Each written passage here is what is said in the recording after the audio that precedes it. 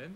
Vous allez voir, elle est complètement gratuite puisqu'elle s'est déroulée lors d'une séance de repêchage. Je vous laisse vivre l'image. Voilà, vous avez compris, beaucoup de matériel qui coûtait très cher et qui a fini de vivre ici à Tours. Première finale 125 cm3, premier soir, nous sommes le samedi 17 novembre. Et un accrochage au départ, avec malheureusement quelques pilotes qui se précipitent. Et dans un cas extrême comme ceci, on peut malheureusement éviter le pilote qui est à terre. Alors on vous rassure, c'est Didier Hogg et il va très bien. Donc second départ. Départ réussi par Obelisco. Second départ 125 cm3 évidemment. Le départ a été redonné, la direction de course a annulé le premier. Frédéric Bollé, un dépassement à l'intérieur. On voit ici qu'il vient fermer la porte au poursuivant au numéro 16, pardon, au Pilar. Obelisco. Et Frédéric Bollé qui vient de lui prendre la place.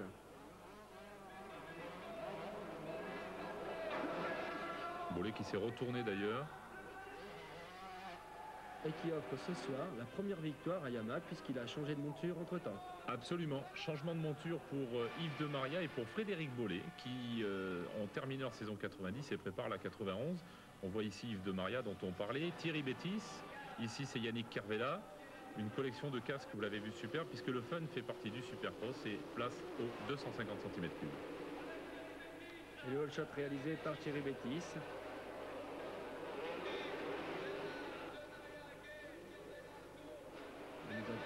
Le numéro 12, Yves de Maria, qui lui aussi, comme on l'a dit tout à l'heure, a changé de monture, a passé de la Yamaha sur une Suzuki, à la Suzuki.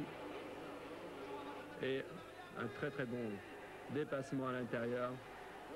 Thierry Bétis prend toujours des très bons départs, mais il a tendance à moulir un petit peu vers la mi-course. Oui, mais il faut dire que le rythme est très soutenu avec des pilotes comme Yves de Maria, ici, et d'une aisance. Et première victoire sur la Suzuki aussi pour Yves de Maria. Oui, voilà, donc Yves de Maria qui a très bien assimilé ce changement de monture qu'on voit ici sur le podium encadré de Bétis et Kervella. Et nous nous retrouvons donc toujours à Tours, mais cette fois-ci le dimanche 18 novembre, départ de la finale 125 cm3 de ce deuxième soir Tourangeau.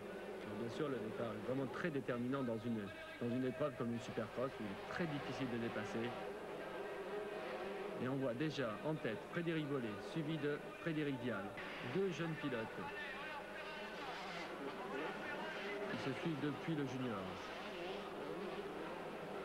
Frédéric Vial, certainement un des pilotes les plus agressifs et les plus courageux du plateau. Agressif sur un plan sportif, s'entend. Hein. Tout à fait. Ici, un dépassement réalisé à l'intérieur. Très beau passage de Frédéric Vial, qui est très généreux sur la poignée de gaz. Alors, les circuits semblent se ressembler, ils sont tous en tout cas construits par la même personne, Jean-Luc Fouché, l'organisateur, et c'est la victoire ici de Frédéric Bollé. À nouveau, ça devient une habitude, on voit Frédéric Bollé ici souriant, encore un ou deux jolis casques et la grille 250 cm3. Nous sommes toujours à Tours. Échauffement avant le départ.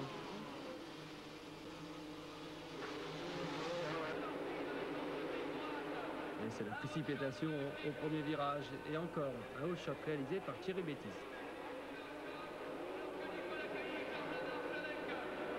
Avec un très mauvais départ réalisé par Yves de Maria qu'on vient juste d'apercevoir derrière.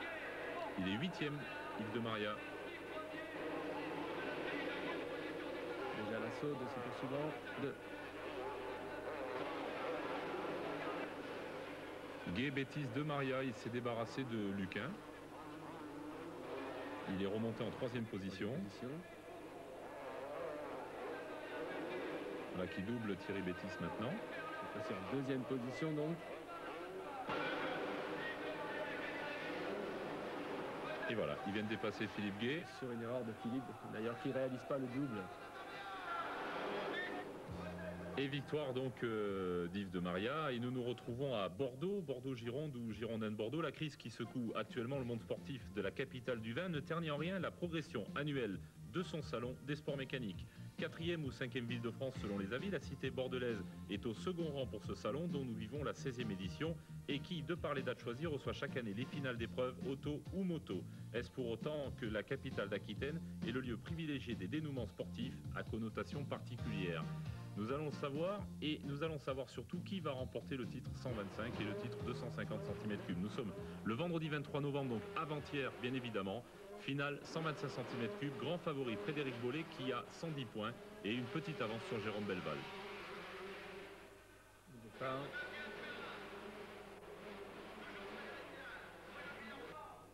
Frédéric Vial en tête, suivi de Jérôme Belval. Bollé en 3e position, en bagarre avec Bruno Guyard, numéro 9.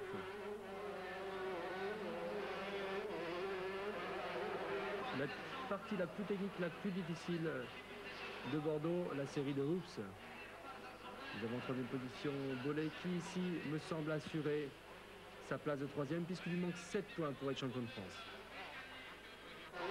Donc il joue sa course très intelligemment, Frédéric Bollé, il n'essaie pas de gagner à tout prix. Tout à fait.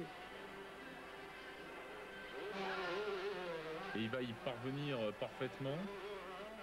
Et la première victoire de Frédéric Vial. Voilà, Vial l'emporte devant Jérôme Belval et Frédéric Bollé, grâce à sa 3e place, est assuré du titre de champion de France dès la première soirée bordelaise. Bollé donc champion de France avec 145 points devant Belval et Obélisco, place aux 250 cm3, vendredi 23 novembre toujours.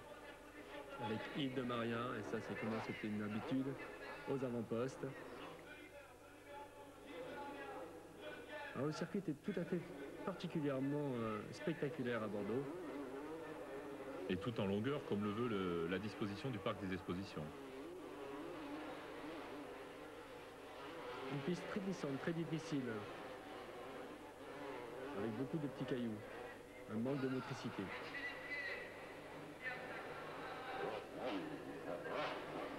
La série de hoops, la partie la plus difficile du terrain, là où se fait la différence entre les pilotes.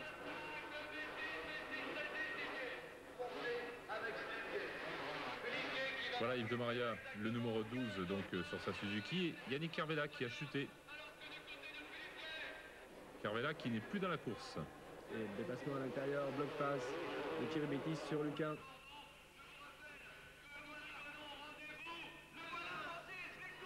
Et victoire donc d'Yves de Maria qui n'a pas encore accompli la totalité du chemin. Départ 125 cm3, nous sommes le samedi 24 novembre, une chute déjà. Un accrochage.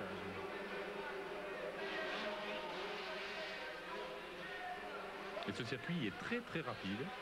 On voit ici un beau dépassement réalisé par Frédéric Bollé. Et Belval qui cherche un peu le contact.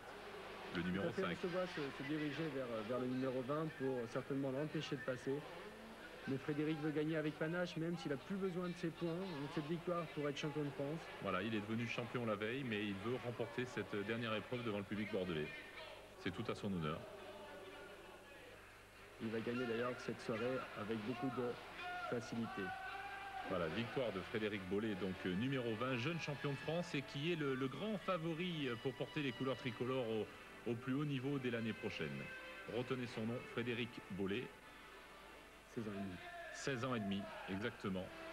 Frédéric Bollé ici qui est ravi, qui a contenu sa joie jusqu'au moment où il a été mathématiquement champion et qui s'est en plus assuré la victoire de la toute dernière journée. Départ des 250 cm3.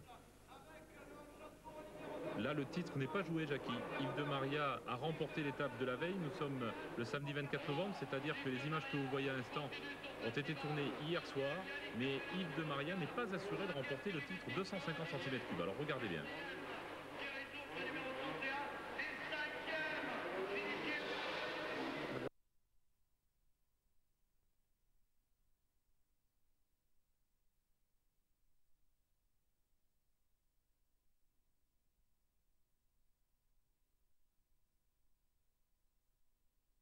Une bagarre entre Yannick Carvela et Thierry Bétis.